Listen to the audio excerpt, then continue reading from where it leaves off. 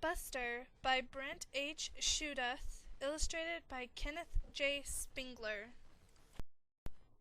Down the road and behind the big yellow house lived a firefly named Buster.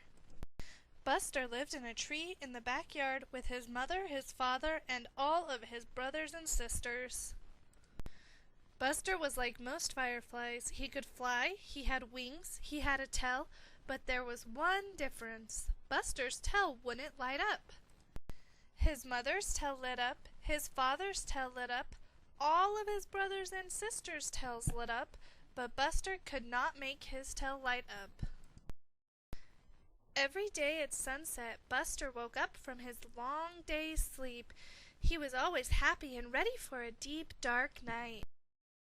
One evening at breakfast, Buster asked his mother, "When will my light come on?" "Your light will come on when it's time," Mom answered. "Do I need to eat something to make it come on?" Buster continued. "You don't need to do anything. Your light will come on by itself. It will come on when your body is ready," Mom explained. "Now go out and play with Willie." Willie was Buster's best friend. Willie was a gnat.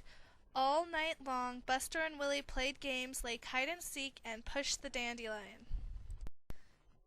Willie was great at hide and seek. Some nights it took hours to find him.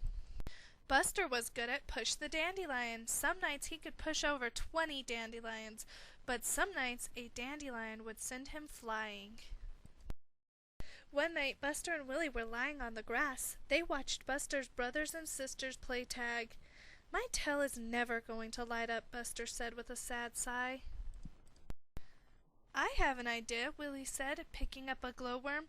"We can tie him to your tail." So they did, or tried to anyway. "It looks a little silly," Buster whispered. Just then, one of Buster's sisters, Rosie, flew past. She crashed right into a dandelion when she saw Buster. "Hey, look! Buster's light has come on!" Rosie shouted. Soon the night sky was lit up with Buster's brothers and sisters. Buster turned bright red when his brother Alfie said, "Hey! That's a glowworm tied to his tail." Buster sat on the grass feeling sad. Willie sat down next to him, not knowing what to say. Suddenly, they heard screams. Buster and Willie looked up. Chad, the boy who lived in the big yellow house, ran past with a glowing jar full of fireflies. Willie and Buster followed Chad until he went inside. They flew up to his bedroom window. Chad put Buster's brothers and sisters into a little cage. Buster and Willie sat on the windowsill and watched and waited. Buster and Willie did not know what to do, but then Chad turned off his light and leapt into bed. Buster climbed over the windowsill and into the bedroom. "I have an idea," Buster whispered. "Wait here for me. If I get caught, go tell my mom." Buster quietly flapped his wings. He flew over to the table and hid behind a book. He sneaked around the book so he could see the cage. There was a hook holding the door shut. Buster flew up to the door and landed on the hook. When his brothers and sisters saw him, they flapped their wings excitedly. "Shh!" Buster warned. Chad opened his eyes and looked at the cage. Buster stood perfectly still. Chad soon fell back to sleep. Buster pushed against the hook, but it wouldn't budge. He looked over at Willie. Willie smiled in a way that told Buster he could do it.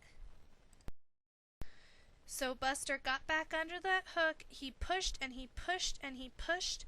The hook moved just a little, then clink, the hook fell away.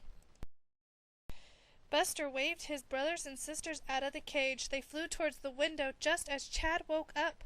Chad raced over to the window just in time to see them all fly away. All but Buster and Willie. Chad grabbed his old butterfly net and slammed it down. Willie and Buster were trapped. Or were they? As they flew away, Buster's tail lit up like a star on the deepest, darkest night.